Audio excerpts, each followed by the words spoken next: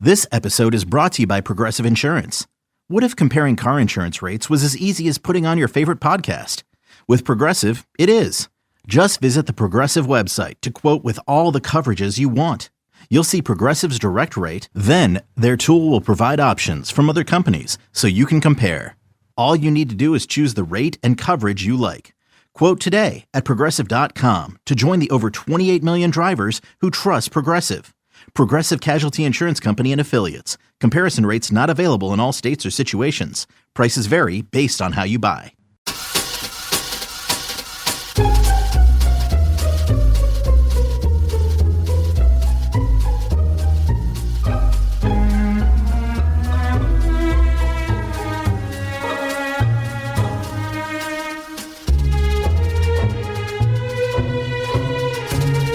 Welcome to the Going to Killing City podcast, a historical look at murder in Kansas City.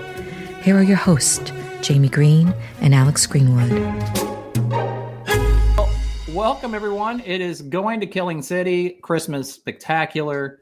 We thought we'd up our game this month. I, of course, am Jamie Green. I am sitting in the Green Room, my home bar here in Prairie Village. I almost said it right. Haven't even started drinking yet. And my evil twin. Tell them about your home bar that we get to see in the background. Hey, I'm Alex Greenwood, and you are at the Green Shebeen bar, which a shebeen, if you don't know, is an Irish word for basically a speakeasy. So, and he's Jamie Green. I'm Alex Greenwood.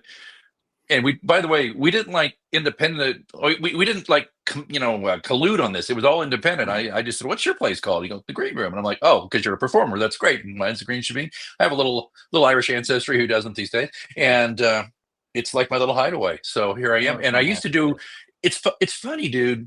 I used to do a show from here during COVID called Tuesdays with Tiki Ted, and I was Trader Al, your bartender, and I would just do. It was just drink recipes on Tuesday nights.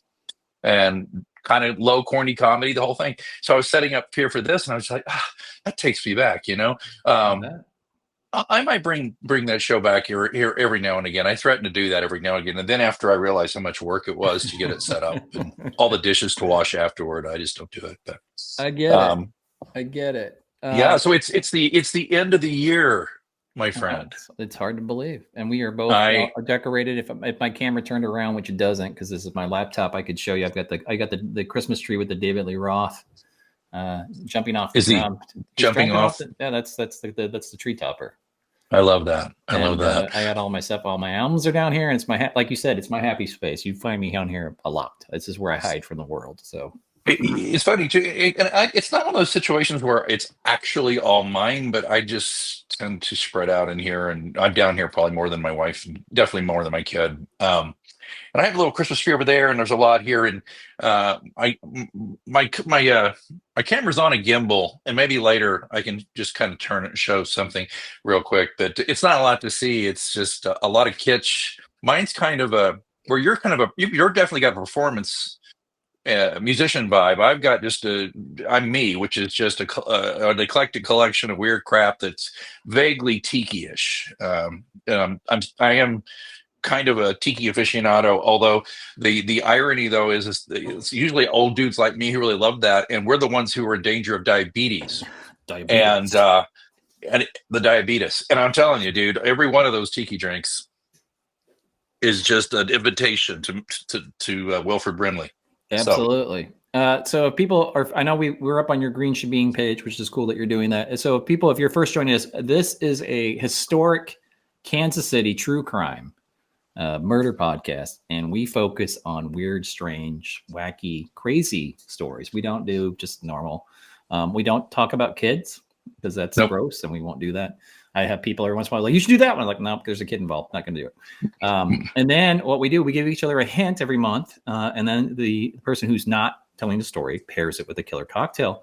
So I gave Alex the hint of, "Oh, Christmas Spree."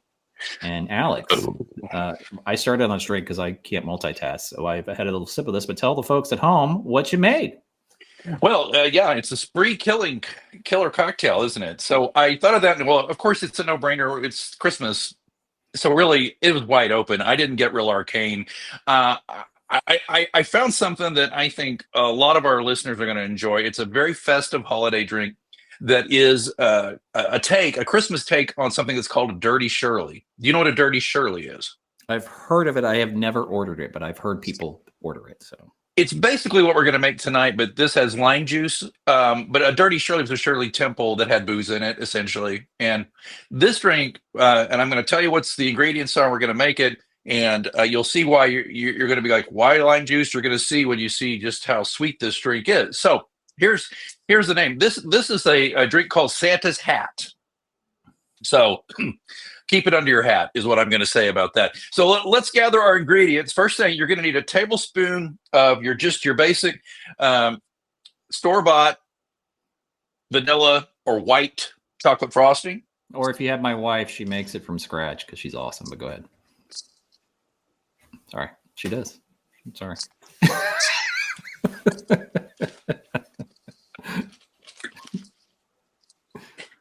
You're going to need coconut.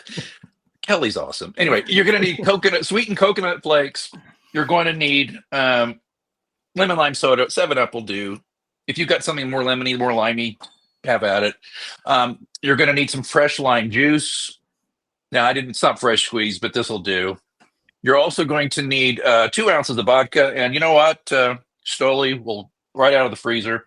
And you're going to need an ounce of grenadine. Yep. Red stuff. And we'll get to the garnish when we're done. So all you got to do with this stuff, it's really simple. You take your glass and you put the frosting around the glass, and then you turn it over on a plate that has all the coconut shavings. And then look what you got. You got this kind of festive looking holiday. That looks like the fringe on Santa's cap, doesn't it? That's very nice. Okay, so then what you do, real simple, 2 ounces of the you'll see I'm putting stuff in here. I don't have to hold it up here. 2 ounces of the lemon juice. And then you're going to do, and to taste, at least 2 ounces of vodka. And then you're going to put your 7-Up or your lemon lime soda in there. You'll top it with that. Okay, just a little there. And then you're going to take your grenadine, and this is always fun. Grenadine is such fun to do. So you're going to take your grenadine. Okay, look at that pretty color. It's lovely. Now that looks like a tequila sunrise, doesn't it? But here's the fun part of this one. You're going to take a peppermint stick, stir it all together. Yep. And it can be this looks kind of pink. It doesn't look red. I want it to look like Santa's cap, so I'm adding more grenadine. And friends, look at yours. That's beautiful. That's in a coupe glass. This is in a martini glass. You'll have to read. Your drink's over in Martini's place. It's Martini. Look at me. Get me. I'm handing it. Me. Hey, old fella. We don't need 2 wise guys. Trying to give the joint atmosphere. Yeah, it's great. It's lovely. If you like sweet, this is for you, people. But if you use it, that's why it is sweet. Excuse me. But the lime juice will cut that sweetness. It does. It's not overwhelming. I think part of it is because the first thing when it touches your lips is going to be the frosting. Right. Right. It's so good when it touches your lips. Frank the Tank, old school. Anyway, you remember that? I do. Will Ferrell. I laughed. So it's like a Dirty Shirley. But these garnishes are fun. The lime juice makes it not to be too sweet. So if you want to just embody that Christmas mood, put on your ugliest sweater, and like the ones your mom gave you. Pour yourself a glass of this deliciousness. And actually, I think what you should do, in keeping with what we're doing tonight, go on a spree of these. Yeah. Just line them up, spree them. That's what Uber's for. That's right. That's our killer cocktail here in the Green Shebeen. Thank you. Alex, you've made me do so many drinks that I would never have done on my own. And I mean this in all sincerity. It's been great. I've learned a lot. So thank you. Well, these are yummy. I have a feeling that we have your huge Christmas Eve party. I have a feeling that people are going to tell me now I have to make these. Yeah, I think you should. You'll be a hit of the night. Yep. And you know what you could do, Jamie? You could, just listeners, viewers, you could batch this out too. You could make a batch of this. I wouldn't go crazy and make like more than, enough for about 5 or 6 people, but you could shake them up and batch them and have them ready. And then you just line up your coconut, line up your frosting, and then just do them. And there you go. Or let your guests do their own, which, by the way, I'm always in favor of that, Absolutely. But so man, go ahead. That's lovely. Always, if you're listening to this on the 15th, you're not doing it live. We always put in the show notes and also on the website, killingcitypod.com.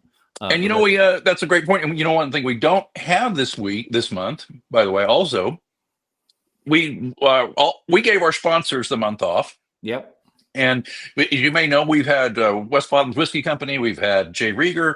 I'll just say this. We've had talks with some other folks. But everybody in the holidays goes nuts and goes crazy. And just getting contracts signed is nuts. And just getting an agreement that's proper is a lot. So I guess we're really not sponsored by anybody. But, it's vodka. Come on, I use Stoli on this. But where do you stand on the vodka question, Jamie? Is there really a difference? I can't tell because I hardly ever drink vodka. It's just not, you know me, I'm a Scotch guy. So you are. It's a rarity that I have it. So I don't care. I do put it in the freezer. I did learn that from people because I think it makes it better. I don't know why. It seems smoother, right? Why do we do that? Okay. Right. But it's how many times is it distilled? How many times does it run through the filtering? I had a distillery owner tell me, he said, well, gin is just vodka with better distillation and juniper berry essence, more or less, depending what they do. Now, of course, it could be a rye vodka, it could be a wheat vodka, it could be a potato vodka. Anyway, I'm not Trader Al. We're not doing Tuesdays with Tiki Ted. I'm not here to give you a history of vodka. But I'm just thinking, though, is that vodka, though, just last tip here from your amateur bar guy, vodka it's your kind of your go-to when you have a party. That's what reminded me of this, because there's so many things you can do with vodka at a party. And you and Kelly do this wonderful party and you get people varying tastes. They show up, they don't know what they want. Yep. You can do so much. You know what you do? Cranberry juice and vodka. Basically, you've made a Cosmo. Yep. You can make all kinds of poor man's drinks out of vodka. So anyway, just a little tip for you. Go check that out and go to your favorite local liquor store and they'll fix you up. Absolutely. And real quick before we delve in, I'm a big fan of supporting local. And whether it is Alex's great mystery books that he's written, I'm sure he'd be happy to sell you some of those. Could I just mention, since you brought it up, December 8th, right now, if you're watching live, this goes out on the 15th.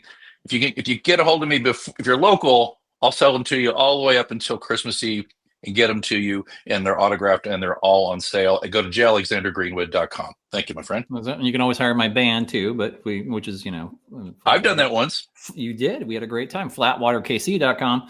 But hey, a couple shots. So my friend Jason Roski, who has the company KC Auction Company, if you want to buy some really cool auction stuff, he has a really cool space. It's right down east of downtown. His kids and my kids went to St. Elizabeth's School a million years ago in Waldo. Good guy. That's just KCAuctionCompany.com. We will put this in the show notes for people who listen to it on the 15th. My really good buddy, Becky Fankhauser. Becky's had a really hard year. She lost her mom this year. She is quite possibly one of the nicest people on the planet I've ever met. Your flask that I got you last year, Alex, the KC flask, came from Becky. She has tons of cool T-shirts and stuff like that. That is GarageDoorApparel.com or GarageDoorApparelCo.com.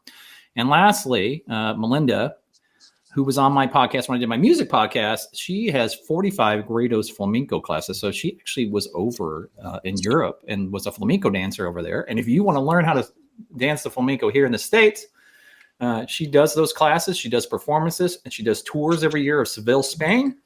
And that is at 45gradosflamenco.com. Don't buy something from Amazon this year. Help people out locally. It's better stuff too. I think it'd be it. So, all right. So we're going to delve in. So again, the hint was, Christmas Spree. And, we've been doing this for a year and a half and we've had crimes of passion, crimes for money, political assassinations, and one serial killer that Alex brought us. But we've yet to discuss a spree killer. And if you don't know what a spree killer is, a spree killer is defined as a violent act that involves two or more victims at two or more locations occurring in a single event without a cooling off period. One of the most commonly known spree killers is Charlie Starkweather, who terrorized my hometown of Lincoln, Nebraska in the late 50s and later the entire state. But what if I was to tell you that the Starkweather homicides are tame in comparison to our subject today? Because I had certainly never heard of this case, and I'm guessing none of our listeners have either. But this case, which includes two separate spree killings, multiple prison escapes, and it's a real jaw dropper. When it's all said and done, this murderer would kill a total of 7 people. 3 of those were police officers. Yikes. He also injured 19 others in gunfire. So our story starts back on September 5th, 1919, when an audacious daylight robbery of a gambling den goes horribly wrong. Yes, 1919. If you look this murderer up on Wikipedia or Murderpedia or various other websites, they all list the holdup as 1920, but that's wrong. It's always important to look at original sources, in this case, the various newspapers in the Kansas City metro area who covered this story. Why is this important? Because an important nugget to this story is totally missed if you get the timeline wrong. We'll get into that in a minute, but let's go back to that holdup, Alex. So Truesdale's gambling den was located at 1209 Grand Boulevard. All right, Alex, what do you think it's at 1209 Grand Boulevard today? What would Kansas City do to a cool building? Well, it's probably a brewery now or a distillery or something. It's a surface parking lot. Oh, well, that's what they should have done with it. They should have done what? It's what we do. We knock down cool buildings and put parking lots. All right. So the ringleader of this gang of thieves was a man named Eddie Adams. Adams was born on a farm in Hutchinson, Kansas in 1887.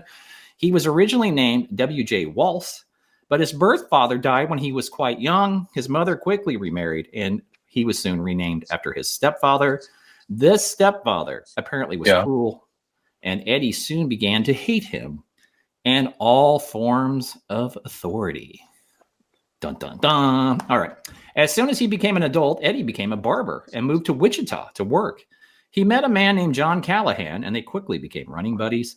This is at the beginning of the Prohibition era in America, and Adams and Callahan became bootleggers as well as petty thieves. They also enjoyed stealing cars. Oh. According to reports, Adams was very charismatic and attracted his own gang of hoodlums. This report also said that he attracted, quote unquote, loose ladies, whatever that means. All right. So after a bank robbery in rural Kansas, Adams and his gang soon came here to Kansas City, where they partnered up with Ray and Walter Majors, 2 known outlaws. They got the grand idea to rob that gambling den on Grand, and an innocent bystander paid for it with his life. Frank Gardner was trying to hide behind a radiator during the robbery. A bullet fired by Adams hit him, and he later died in the hospital. I know, it sucks. Newspaper accounts would show the holdup turned into a terrifying shootout. According to the Kansas City Star, on Sunday, September 21st, 1919, numerous individuals opened fire during the robbery, including Eddie Adams, the Majors brothers, and just a random gambler at Truesdale's named Richard Way. Later that same day, a second shootout would take place between the Majors brothers, Adams, and 2 police officers named John Ford and George Burns. Yeah. One made movies, one had really corny jokes. Right? Sorry. Totally. Adams and Ray Majors were so injured in that second gun battle that they were hospitalized, but Walter Majors escaped. He managed to avoid arrest until September 20th when he was captured in St. Louis. That arrest was made by John Hannigan, the chief of detectives of the St. Louis Police Department, 10 other St. Louis police detectives, and you're going to like this, Greenwood, the Pinkertons. So we're Deadwood nerds, so we love that good time. We're huge Deadwood nerds, and it wouldn't really be crime at the turn of that century without the Pinkertons being mentioned near that turn of that century. Yeah, I have Al Swearingen's voice in my head right now. Anyway, and another fun through line, Walter Majors apparently stayed at the Hotel Savoy before absconding to St. Louis. Boom.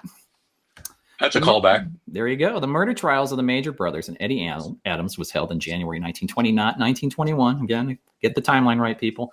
Now, Alex, how did KCPD manage to be able to almost instantly show up to confront the Major brothers and the Adams at home just a few hours later? Like, They were on him almost instantly. How could that be?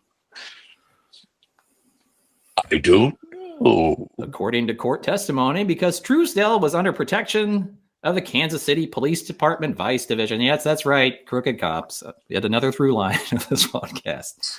All right. You're going to love this, Greenwood. This is, we got you written all over. Here's an even funner through line. Guess who Eddie Adams and the Major Brothers defense attorney was? Is it that dude who was in... You're thinking of the senator. James A. Reed. That's what you're thinking. Yes. It wasn't... It's not. But even crazier, Jesse James Jr. Stop, really? Yes, Jesse James, the only son of the outlaw Jesse James Sr., decided to defend criminals, not become one himself. So he was their attorney. Check out the episode Riding with the Devil, by the way. Well, that's right. You can find it all at killingcitypod.com. This is so interesting. Okay, go ahead. Sorry. Oh, yeah. So, all right. So on January 22nd, 1920, Eddie Adams was convicted of the murder of Frank Gardner and sentenced to life in prison at the Missouri State Penitentiary. The Major brothers were also convicted of murder, but they took a plea bargain and were sentenced to only 5 years in prison for robbery. But that plea deal didn't really work out too well for him. Walter died of spinal meningitis in prison, so he didn't even make it out. Ray Majors would end back up in prison after his release from the Missouri penal system when warrants were sworn out for other crimes he had committed in Kansas. He then gets paroled again in 1926, but he could just never give up robbing. Apparently, he was shot to death during an attempted robbery in Oklahoma in 1932. So Eddie Adams, bold. Right? Eddie Adams didn't want to spend any time in prison. So this is the first crazy. So during the transport to the prison in Jefferson City on Wednesday, March 4th, 1920, Adams somehow managed to get free by jumping off the moving Missouri Pacific train between Tipton and Clarksburg, Missouri. According to the Kansas City Times article at the time, Adams leapt from the train through a coach window. He had been handcuffed to another person who sat next to him, and they also were attached by their leg irons. Oh. But somehow he managed to saw through both the handcuffs and the leg irons. According to the Kansas City Times article, Adams somehow managed to get his hands on a small diamond saw, which makes me think that, of course, there's crooked people also guarding prisoners, right? Crazily, he was not hurt when he leapt out of the train head first the train was moving at 35 miles per hour. All right? Sure. Which that's insane. He should have died right then. All right. Yeah. A posse was created to look for Adams, but all they found was two witnesses' sightings. First, at a farmhouse 10 miles southeast of Tipton around midnight, and he asked a farmer for a drink of water. And then 3 hours later, he had appeared at a different farmhouse 5 miles further southeast, where he got something to eat and was seen boarding an eastbound Rock Island freight train. A reward of several $100s, which is a lot of money, like you said, depression and all that, was offered for Adams. He seemed to disappear into thin air, but he would return in a most violent fashion. All right. So this is why you can't rely upon Wikipedia or Murderpedia or other websites. According to their timeline, Adams both escaped in 1921 and robbed a new bank in 1921, but that's totally wrong. Wikipedia states, quote, Adams escaped custody by jumping off the train just several days after he joined Julius Finney in a robbery of a bank. But he didn't jump off that train in February 1921. He jumped off on March 20th, 1920, which means Eddie Adams managed to avoid arrest and detection for almost a year. That's much more interesting to me. So, okay, this is hilarious. According to a Kansas City Times article on February 25th, 1920, Adams brazenly just came back here to Kansas City right after escape. Even more amazingly, he checked into the hotel under his real name. So I don't know what the posse was doing. Sorry. But they weren't looking much. It's so typical. I'm going to keep reading it. Alex, looks like we have two chats if you want to see what people are saying. Oh, let me go check out those chats while you're... Let me read the next paragraph, and then we'll get back to it. All right. According to various witnesses, Adams was living at the Hudson Hotel at 1107 East 12th Street. Even more jaw-dropping, he continued to rob banks. Why not? The same Kansas City Times article quoted a sworn statement by Iona Kelly, who was married to a Paul Kelly. Where did they rob a bank, you ask? My hometown, Lincoln, Nebraska. Incredibly, Eddie Adams would escape again. A shootout took place at Bean Lake, Missouri. Now, I had never heard of Bean Lake, Missouri. I thought this was fake, but it's real. It's just north of Weston. Adams escaped, but Paul Kelly was shot and captured. He spent the next 20 years in the Nebraska penitentiary. Not only did Adams escape, but he escaped with all the money, $3,000, which is nothing to sneeze at back then. but he wasn't done yet. So anybody, what are people saying in the chat there? Well, there's a bit of a lag, but Alicia says I'm a people pleaser. I don't care much for vodka either. So she's talking to you about. And then the lovely Pamela. Oh, this is probably my Pamela. Maybe not. Hello from Cali. This could very well be my Pamela. Pam Sankey, who is a award-winning vocalist, played many local bands, and she's Cool. She's a sweetheart. Hello, Pam, if you're still there. Alicia, thank you. All right, I'll keep a better eye on this. This is all new to us, using the whole new technology, by the way. Right. This is kind of fun, by the way. And hey, knock on green wood, it hasn't crashed yet. Don't say that. Oh, oops. All right. So on the next of our opus, Adams joins forces with a bank robber named Julius Finney. They would soon rob the bank and general store of Colson, Kansas. I'm guessing in Colson, Kansas, which is Dinky. That's probably one and the same. I had to look up where Colson. I'd never heard of Colson. It's 88 miles west of Wichita. The reappearance of Adams in another brazen robbery led to yet another posse being formed. This time, the posse got its man. According to that same Kansas City Times article I talked about, Adams and Finney were captured by means of an improvised barrier erected by a posse of citizens. The car crashed, and they were apprehended. Adams was now tried and convicted of bank robbery and sentenced to 30 years in prison in Lansing, the Lansing prison in Kansas. Careful listeners of this podcast will remember Lansing prison as being the site of the prison escape decades later when Toby Young hid John Maynard in the dog crate. In the dog crate, ladies and gentlemen. Woof. Right? All right, so back to Adams. Surely after multiple murders and an escape, Kansas officials would keep a close eye on him, right? No. The Pittsburgh Sun newspaper, Pittsburgh, Kansas, it's not Pennsylvania. Is that the one with that's the gorillas? Right. They called this escape, quote, one of the most sensational in the history of the penal institution. That's how it was described. On the night of August 13th, 1921, Adams, along with fellow prisoners D.C. Brown, Frank Foster, and George Weisberger, cut the power off the engine room at the Lansing prison, putting the entire facility in pitch black darkness. Adams had secretly made a ladder out of wood ahead of time, cut the power, placed the ladder up against the prison wall, went over the wall, escaped into the night. So the daring evening escape. Second prison escape by this guy. Even though he'd held up countless banks and managed to escape not once but twice. Yikes. He couldn't stop, man. He's going to keep robbing. He became even more violent. During a bank robbery in Hayesville, Kansas, Adams pistol whipped an 82-year-old man named James Crivel. Crivel would die of a skull fracture. Well, of course. Police thought that Adams and his gang had been captured on October 8, 1921 in Annalee, Kansas, another town I'd never heard of, but they were outgunned. Apparently, Adams and his crew got like the best weapons. In that firefight, Deputy Benjamin Foster was wounded. Just 11 days later, the Adams gang would show up at Osceola, or some say Osceola, but I yeah.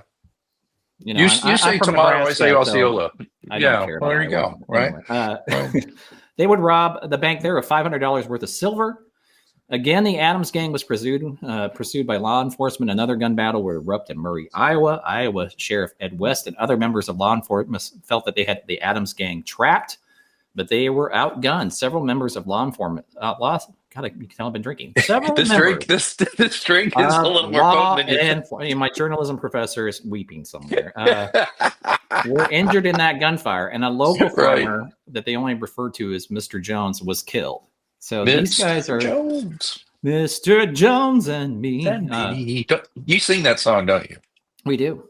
It's got a lot of lyrics. They're not these guys. So you talk about a spree. Like these guys are like they're going all the time. They're not stopping. You think how much money they've got, but they don't care.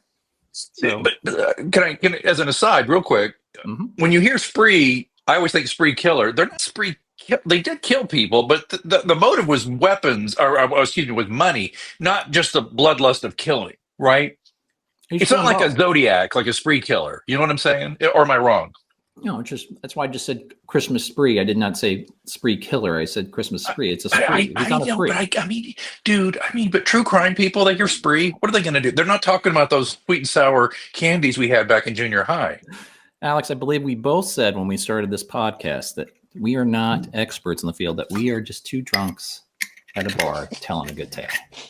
So You know what I think. And everybody's making fun of us for drinking these sweet drinks. Yeah. Only for you, brother. All right. So then they show up to rob 11 stores in Muscata, Kansas. Never heard of it either. Then they head back to his stomping grounds of Wichita. They get even more brazen. They abduct 2 police motorcycle officers outside of Wichita and set their motorcycles on fire before disappearing. Like, they're nuts. All right. What was the one where they abducted that I did? Where they abducted the sheriff? Yeah, Pretty Boy Floyd, right? And they abducted the sheriff. Yep. What the brazenness here?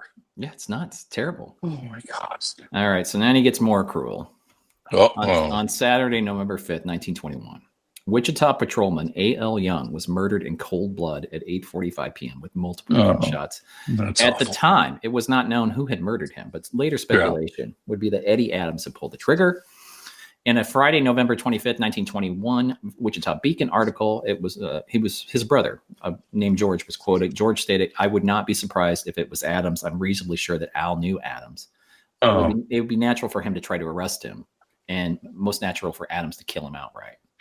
Oh, geez. That mystery would be answered the next year in 1922. Remember Frank Foster, one of the fellow escapees from Lansing, one of the clowns that went over the roof, right? Yep.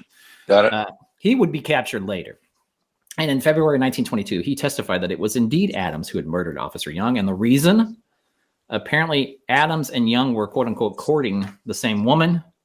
In February 14, 1922, Wichita Eagle article, Foster stated that Adams and Young had laid in wait for Officer Young. They knew where he lived. Adams confronted Young, drew his pistol, and fired. But in less than 3 weeks, Adams would be dead too.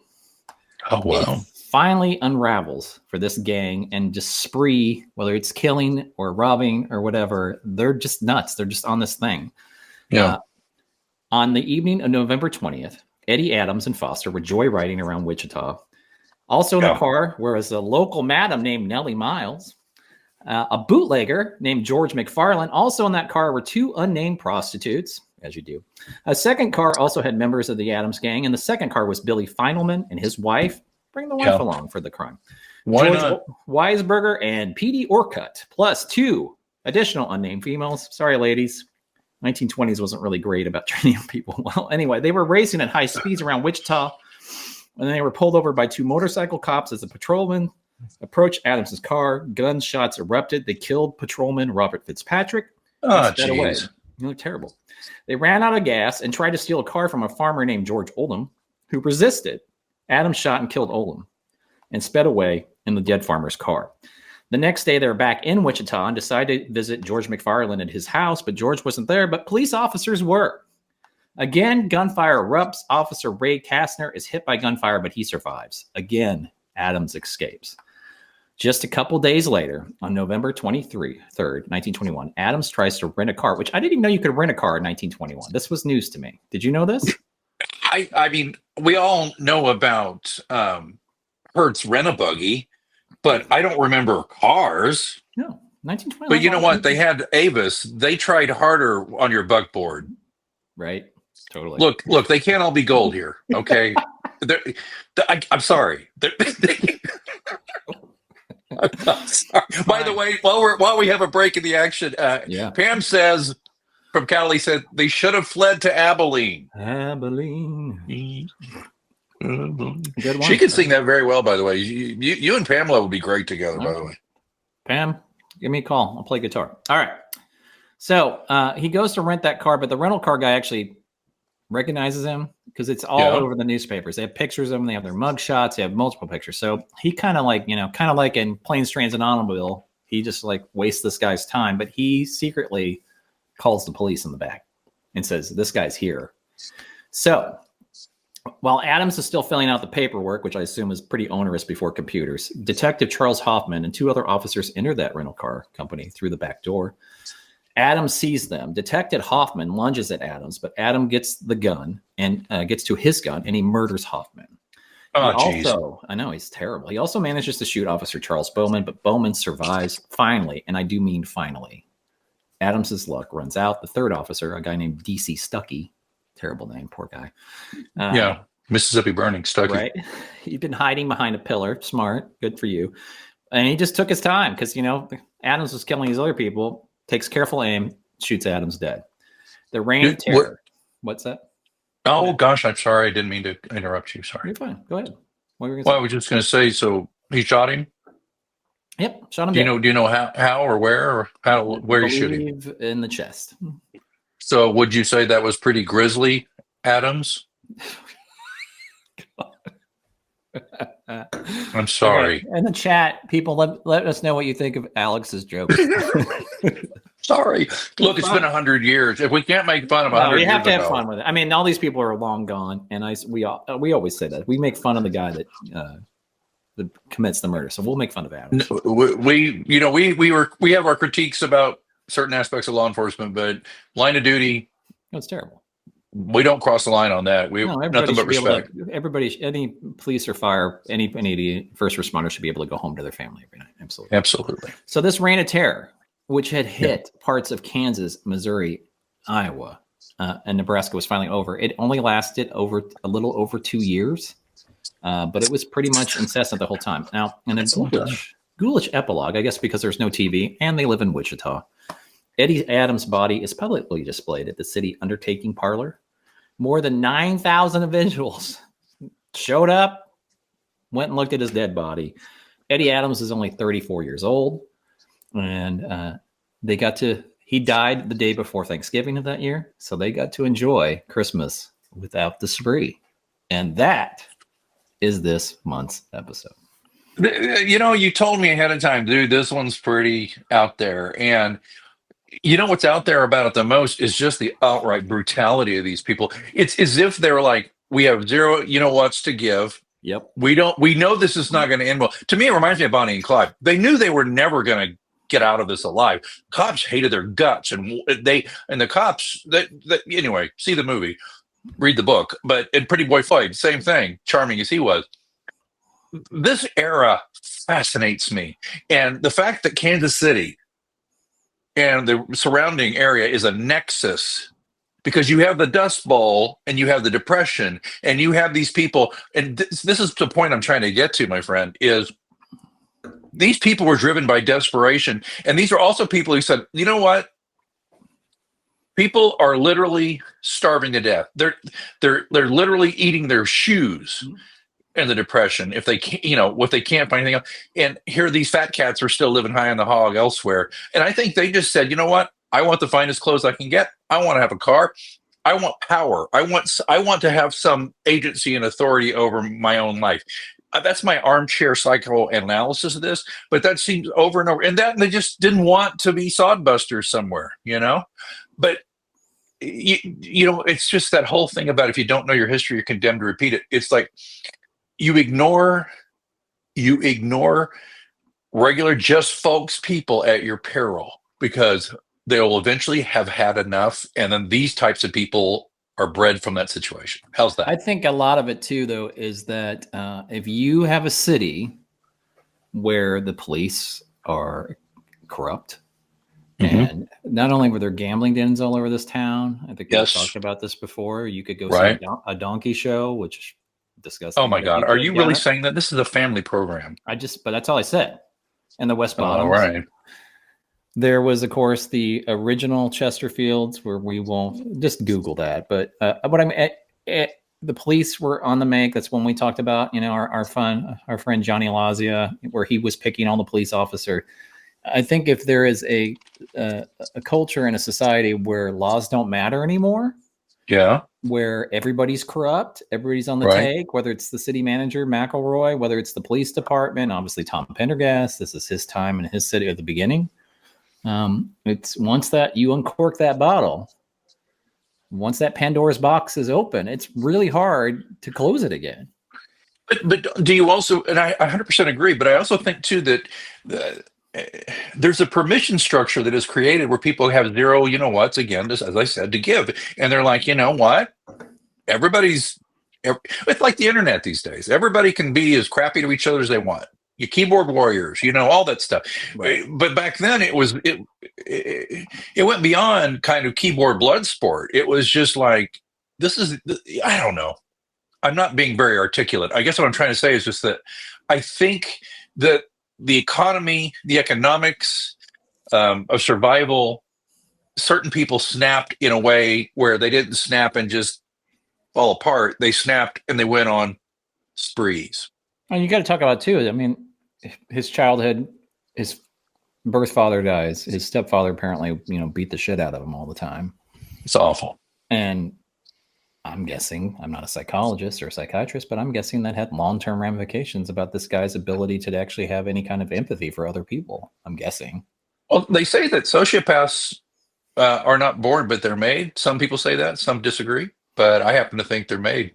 And that's a lot of it. Abuse does that. Trauma, unresolved trauma can lead some people in that direction. The thing that fascinates me, and I'm gonna just tell you right now, this is my favorite era of talking about stuff. Yeah, and this is a book. This is at least a book. This should be a book, and I was like shocked because I was like, some elements of this are crazier than Bonnie and Clyde. Well, is this the book we're going to write together? We should write a book about this. Because we're going to, it's the great Bill O'Reilly who created the Killing series. Remember the Killing Lincoln, it's killing this, killing that. He ran out of ideas. He's like, killing a BLT. I'm killing a BLT today at lunch. I'm Bill O'Reilly. We'll do it live. Go on this mic. What we can do? We can do the Killing City Chronicles and do these books. I think we should think about that. Oh my gosh, we have more comments, Alex. It's fun. Go ahead, read them. Well, we got more comments. Yes. Oh my gosh. Yes. We came back and Alicia came back with this one. All right. Friend of yours? It is a friend of mine. Here's a friend of mine who said exactly, and I'm just going to say that's when I said something really funny. That's what that is. I've got to be.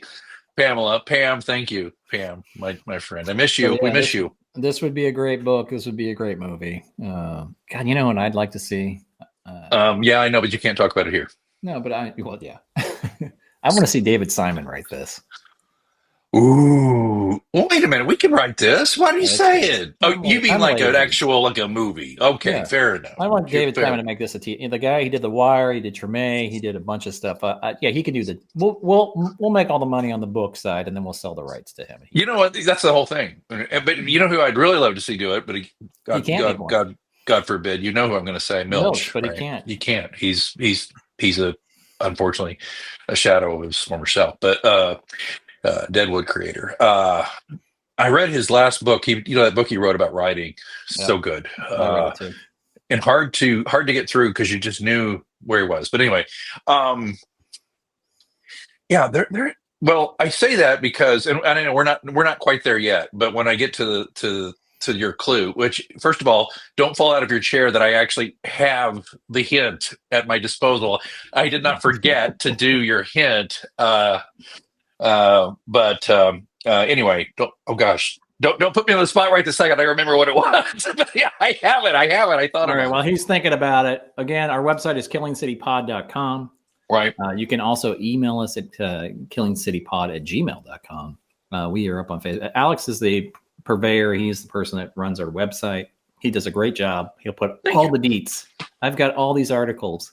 I've got some really crazy pictures and stuff. So we will put that there too. So. But yeah, if you're ready, what's my hint? All right. The hint is hearing aid. Hearing aid. Hearing aid. What?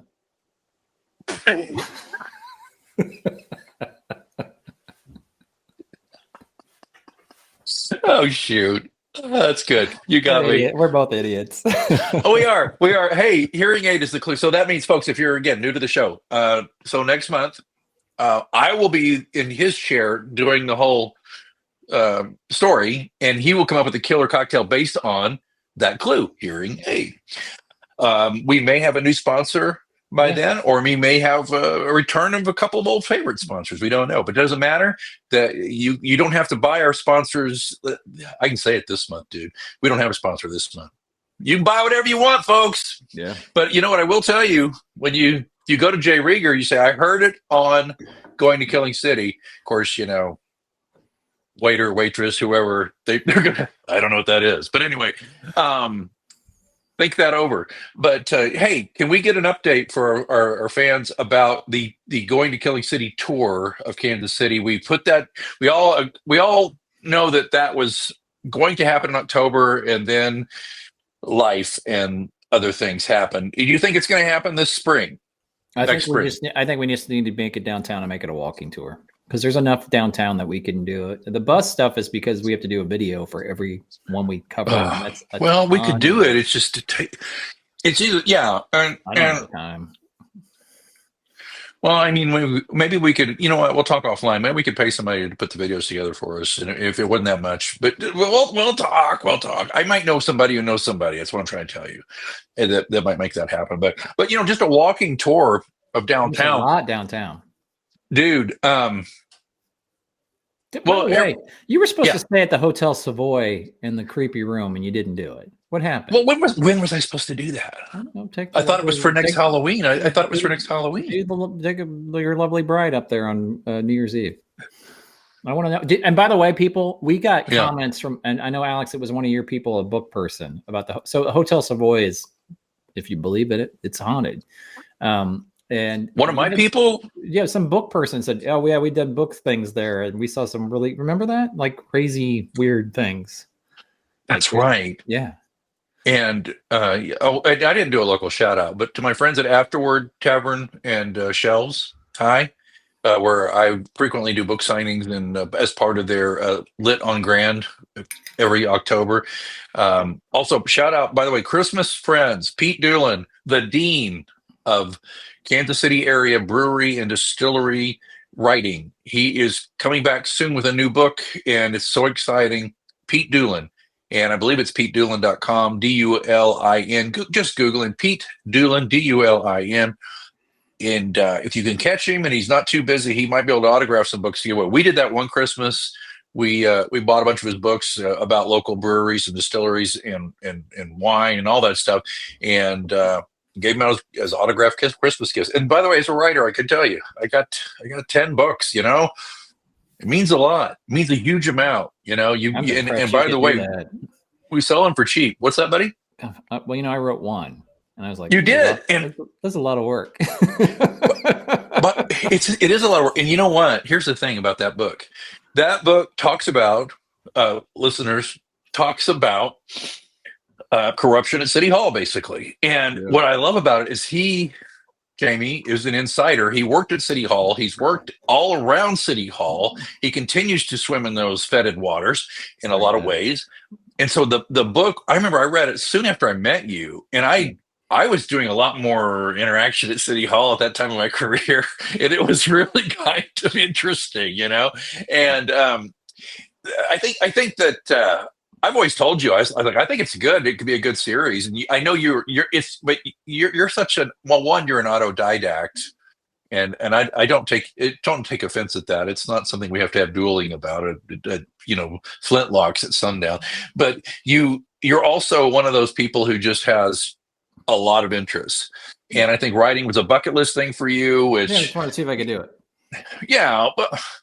Yeah, and you did. It's a good story, But I think you should do more of that. You've got a good handle, and I really liked that character. But anyway, he was a good character. He was a good character, but it was in my mind. Well, he's living rent free in mine as well. And just by the way, if anybody cares, I am working on a new novel myself. It's probably not going to be in the John Pilot mystery universe, but I assure you, it will at least attempt to entertain you. All right, we're up to 13 comments, Greenland. What are you missing before we go? We're gonna be off at the top of the hour, so you won't miss the Chiefs. Don't worry about it. All right, here we go. Exactly. Okay, here we go. Oh, that's nice. Oh, well, listen to this, Pam. Okay, and a walking tour. Yep. Yeah, because this is off the top of my head. We could meet at either the Ambassador Hotel, where the poor lawyer lost his life, or we could meet at the Hotel President, which was your episode. Yeah. That one. we can go have a drink in the creepy Savoy Hotel bar. And check that out. We can see where the Swope murder, which is still our most downloaded episode, where Swope used to work, that the building where he worked thing. We could go, of course, our baseball episode where the nut, lady shot her husband. That building's gone, but there's a building there, but we can show you where that was. There's a lot of cool things. I mean, those are the nexus of stuff. I mean, we have other ones too, but there's a bunch downtown. So, and we can, and by the way, even if it's not a stop on the walk, we may stop on a corner and just talk about La Pistolera, or we may stop and talk about the bridge murder. The bridge murder. I mean, there's just so many things we can talk about. We're having such a great time. And again, understand, folks, we're talking about people's lives here. That's why we typically try not to talk about anything that happened in the past 35 or 40 years. The one we did last month was pretty close, with the 6 firefighters who were murdered in an explosion. But as the brother of a firefighter and uncle of several first responders, I just felt like it was important that their story continue to be told. We have another comment here. That would be great, a walking tour. We said that. That was Pam. And now, with enough notice, right, she'll come see it. All right. And then Alicia said, I'd love a walking tour. There you go. Well, you know what? If you have too many of these, you'll be the Walking Dead. But don't worry, we'll make sure you get safely home. It would be fun to do. I would say, be about 90 minutes. We could walk to the things that we could walk to, and like I said, we take some breaks and maybe. Oh, there's a bar a lot of the way. We can have some bars, so and stop and have a drink.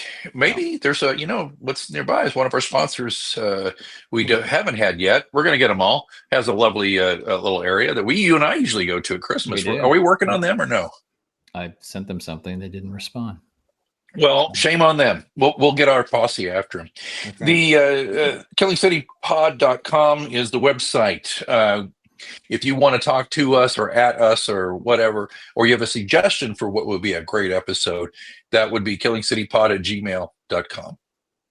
Yeah, so this was a lot of fun. I hope everybody has a great holiday. Alex, you knocked it out of the park with this drink. This was perfect for a Christmas episode. You had me at 100 years ago. This is my era. You knew I would be like just on the edge of my seat, and you did not disappoint. I wish I could go back in time and watch him throw himself out of the window head first, and then just do like a barrel roll, apparently, and just run off in the night. And then he just and it's like, and I'm just thinking too, it's like 1921 or 1921 that happened. And it's like, can you imagine knocking on somebody's door at 3:00 in the morning out in the middle of nowhere? Like, now you'd be like, they're going to shoot you. Like the fact that they're okay, some random guy probably in some kind of prison garb. Let's make him a sandwich. Let's just help this guy out. Like, it's just such a different world. Like now everybody lock the doors and call the police. So call the police, right? Well, usually Missouri, they'd be like, but anyway, it's a different era. It's a crazy different era. But anyway, well, we'll be back next month around the 15th of January, 2025, of all things, and it will be. We'll have the hint is hearing aid, and the show is going to Killing City, and look, this is going to be we've done a full year. This is going to be going right into our second full year next year. And we look forward to sharing lots of stories and killer cocktails with y'all. And just remember one thing: no matter what we say or what we do, we love Kansas City. That's one reason. We do love Kansas City. That's why these are good stories. So, all right. Until next time. Cheers, everybody.